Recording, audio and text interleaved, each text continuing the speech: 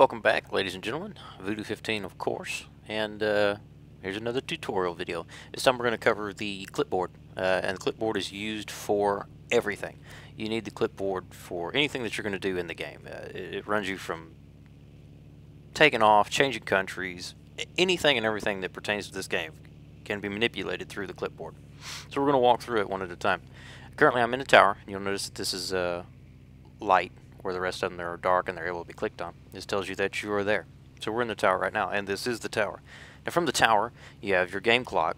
None of this does anything, it's just aesthetic. And you have your information for the airfield. This tells me that I'm at airfield number 1, which is, I can see here.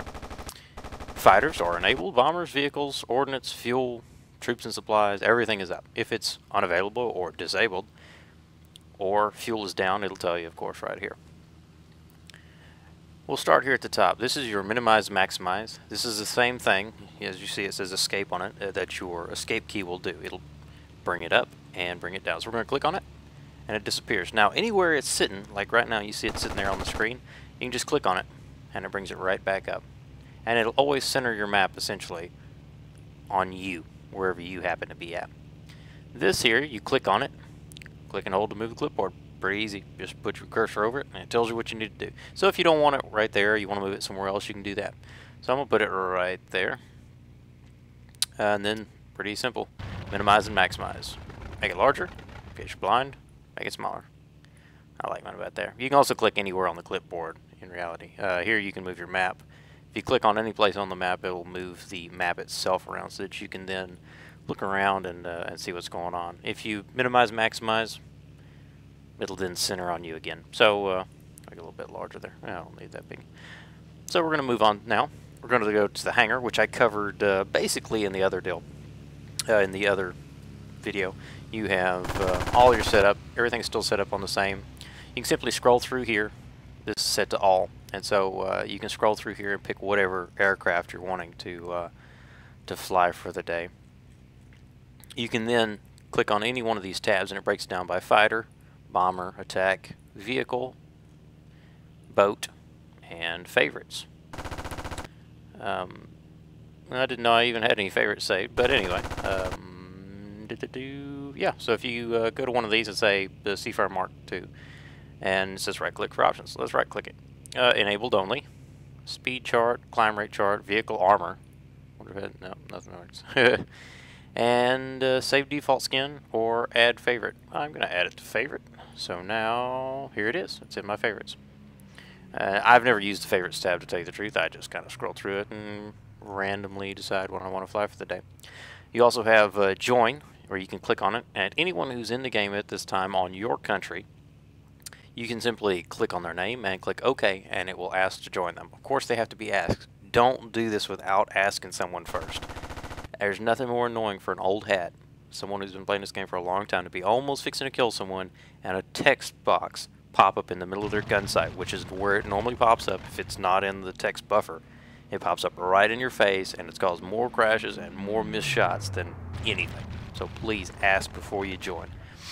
You then have fighter and attacker, and depending on what you're flying, if it's marked here like type, fighter, attack, you can click on whether or not you want your score to go towards fighter or attacker. Personal preference.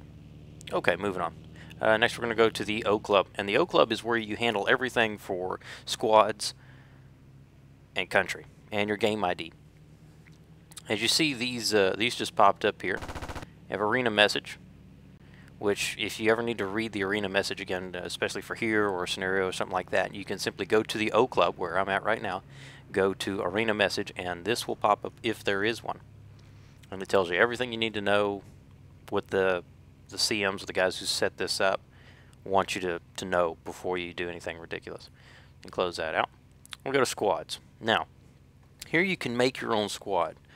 You can also invite other people to a squad that you've already made, or if you've been given invite privileges from your guy who runs your squad, you can then invite other people. I'm not going to go in that right now. Whoever's handling that will probably let you know one way or the other. So, change country.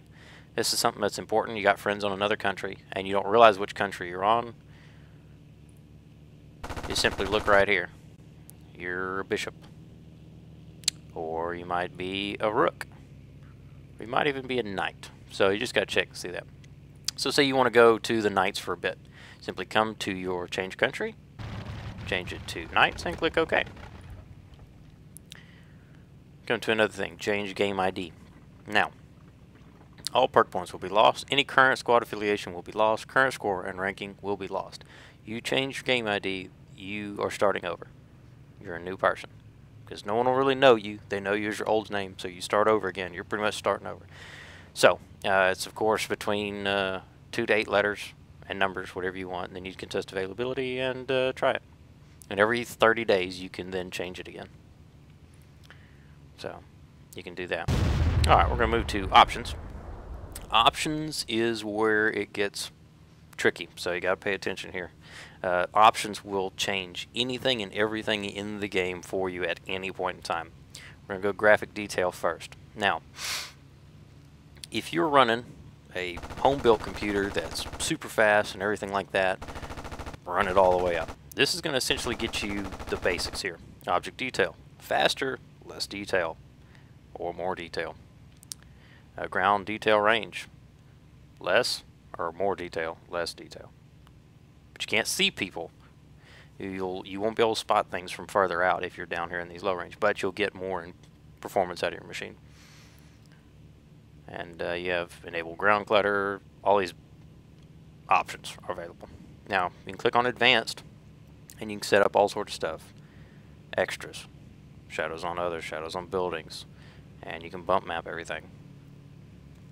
These are all personal preferences, and of course you can set it up how you wish. Next we'll go to controls. Click cancel on that. Calibrate joystick, which I ran over in one of the other videos. Map keys. This is an important thing if you want to change stuff up, especially if you're using like a mouse and stuff like that. So you can come in here and you can actually set up, or say you have a mouse that has got a lot of different buttons on it. You can actually slave those buttons to your deal. Now, right now it's on global.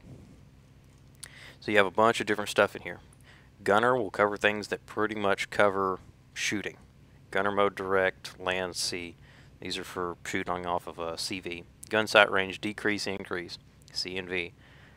This is just for shooting. Now you got vehicles, accelerate. If you ever have a question about what button does what, this is the easiest way to do it. You can pull this clipboard up at any time. Simply pull it up, go to controls and map keys, and look through here. Go, okay, I'm flying a plane, and I need to know how to turn. I need to turn my. I've hit my something, and my plane won't trim right. I need to go to trim neutral, something like that. You know, so combat trim. Okay, combat trim. Say you were going to compress, which I'll discuss later, and you've pressed your K key, kilo, to put your trim tabs down. Well, now you need to put them back up, and you're lost flying around, which I've done in a 262. I almost compressed and flew into the ground, and then I had these trim tabs down, and they were making my plane climb, and I couldn't get it to stop, and I didn't know how to fix it. And I couldn't get anyone to answer my question, so I simply went into here while trying to fly this plane and found that it was Control X. So I hit Control X and poof, my plane went flying back just like normal. So if you ever have a question, simply go into your options, map keys, and find it. Scroll through here and find it. If you crash, well then just know next time you need to know how to do it. And there's way too much information in here.